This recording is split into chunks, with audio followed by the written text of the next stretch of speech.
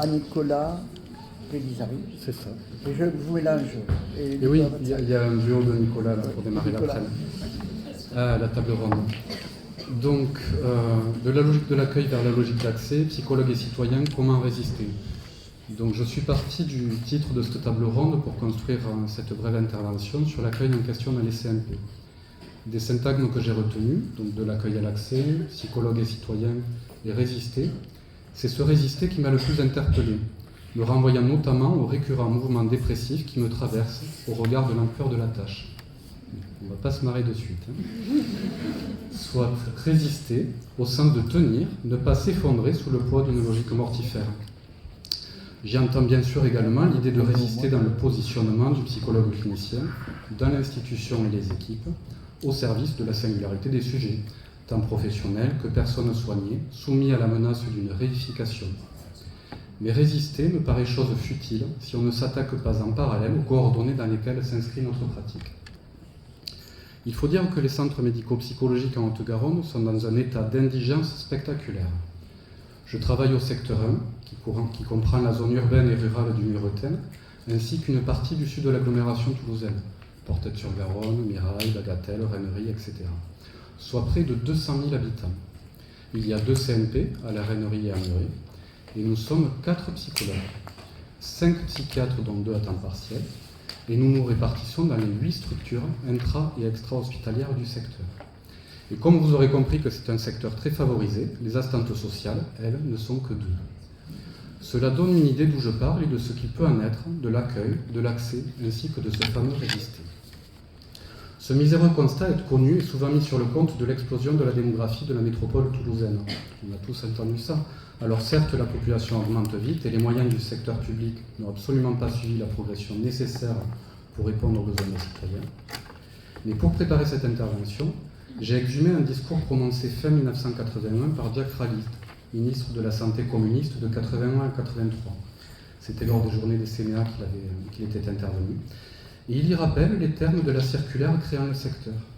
Un secteur de psychiatrie adulte pour 75 000 habitants et un service de pédopsychiatrie pour 3 secteurs de psychiatrie adulte. 20 ans après la circulaire de 1960, il fait alors le constat que ces objectifs ne sont toujours pas atteints et présente la Haute-Garonne comme, je cite, l'exemple extrême de cette scandaleuse carence. Car c'est de là qu'on part en Haute-Garonne, d'un engagement du bout des doigts dans la sortie de l'aliénisme au profit de la psychiatrie de secteur, soit une vision politique du soin psychique qui, dès le départ, n'a pas pris. Avec le secteur, il s'agissait de faire primer le principe de continuité des liens humains entre soins en ambulatoire et en hospitalisation, le fruit d'une vision de la maladie mentale en tant qu'elle s'inscrit et se manifeste dans la relation à l'autre. Lucien Bonafé parlait à ce propos de l'esprit du secteur. Cela nous rappelle que pour ses fondateurs, le secteur et donc les CMP ne pouvaient pas se réduire à une affaire de ratio populationnel. Celui-ci en était une condition nécessaire mais non suffisante. Le drame, c'est que notre pratique s'inscrit dans des CMP où les conditions ne sont pas réunies, je le disais, 200 000 habitants au lieu de 75 000, et que l'esprit s'en est allé. L'organogénèse domine sur le plan médical, et avec la graduation des soins théorisée par l'IGAS, on parle de parcours articulant le libéral, le public et le privé. Donc excite l'accueil inconditionnel et la continuité du lien. Il en résulte que les CMP, désormais positionnés en seconde ligne, se dédient aux cas dits complexes ou aux indigents que le libéral et le privé ne prennent pas en charge. Les services d'hospitalisation accueillent, eux, les patients les plus turbulents, sous contrainte, et les personnes sans papier ou à la rue. Une vaste opération de tri qui apparaît comme rationnelle aux yeux des autorités sanitaires se déploie, dans laquelle les CMP ont désormais une fonction de plateforme d'orientation. On voit ce qui peut en être de l'accueil. C'est ainsi que nous consacrons quasiment une demi-journée par semaine en réunion d'équipe pour discuter de l'orientation vers d'autres structures de personnes que nous ne recevrons pas. C'est un peu dingue quand on y pense, et on pourrait dire que tout ce temps passé, c'est même un pognon de dingue, comme dirait l'autre. Après un entretien avec un infirmier, le plus souvent lors du premier appel téléphonique, le cas nous est présenté. Psychopathologie pas trop envahissante avec insertion socio-professionnelle, c'est le combo gagnant pour le libéral, ou le dispositif MOMPSI dont on a entendu parler. Psychotique et sans revenu, c'est pour l'hôpital. Auteur de violences sexuelles ou problèmes d'addiction, c'est l'associatif, etc., etc. Alors résister là-dedans, c'est quoi? Résister, c'est peut-être soutenir ce qu'il y a eu d'engagement de l'infirmier dans l'accueil d'une demande et entendre sa difficulté à réorienter une personne qui l'a touché. Ça arrive. C'est alors soutenir l'exception d'accueil dans le CMP en faisant valoir que ce qui s'est noué entre le sujet et lui, la relation, l'ébauche de transfert, ça a de la valeur. Mais il y a un problème à cela. L'accueil n'est plus inconditionnel pour celui qui en fait la demande. C'est l'arbitraire de la rencontre et la capacité à ce que ce soit entendu en réunion qui en est le sésame.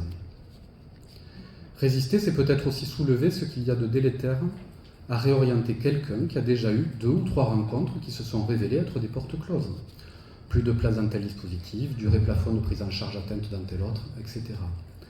Résister, c'est alors essayer de faire entendre qu'on ne peut décemment pas s'inscrire dans cette série d'un parcours sans accès. Mais même ça, ce n'est pas rien que d'être accueilli sur cette modalité-là.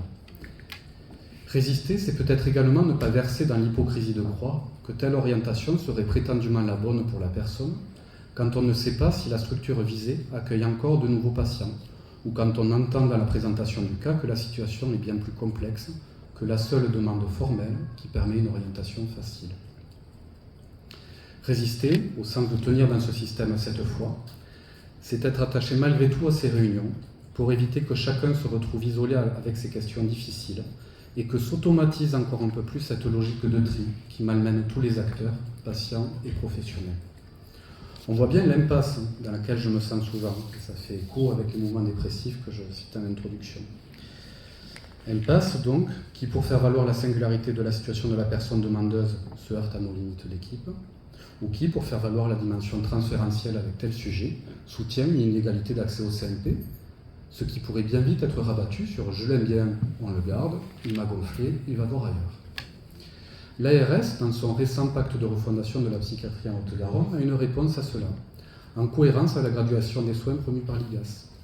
L'orientation au CMP devra se faire sur prescription médicale. C'est dans un document qui est sorti en juillet. Donc orientation CMP sur prescription médicale, soit l'aboutissement du passage de l'accueil en CMP à l'accès au CMP. Mais quid de cette dame qui tient farouchement à être soignée dans le service public? Après tout, le patient a, selon les termes de la loi, le libre choix de son praticien. Vous me direz qu'à l'avenir, elle pourra toujours soutenir son désir face à un généraliste compatissant. Mais cela vaudra tant qu'il n'y a pas d'algorithme pour faire ce travail d'orientation. Une sorte de Parcoursup du soin psychique, ce qui ne me paraît plus aussi dystopique qu'il y a quelques années. Et je laisse votre imagination en anticiper les horribles formules, la marque qui pourrait être trouvée pour un tel dispositif.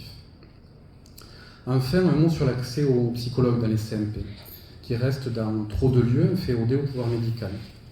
Le médecin chef de service s'estime responsable de tout ce qui se passe dans le CMP et tient à recevoir au moins une fois par an les patients que rencontre le psychologue.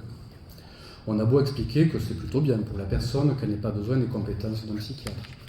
Qu'être chef de service, c'est être responsable d'une organisation collective et pas des actes de tous ceux qui travaillent en son sein. Ou encore dire que le médecin paraît bien plus responsable du suivi d'un patient qu'il a déjà vu que s'il ne le connaît pas. Mais rien à faire.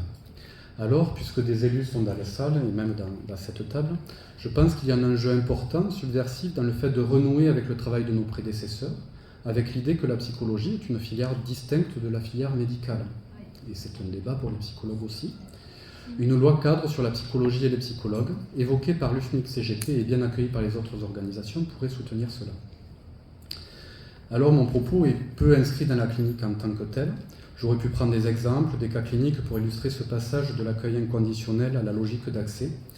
Je l'ai déjà fait à d'autres moments, et au-delà du témoignage de la pratique que d'autres que moi pourront faire ici, je compte sur vous à cet endroit-là, il m'apparaît nécessaire et urgent que nous parlions ensemble, psychologues et citoyens, de politique et de perspective.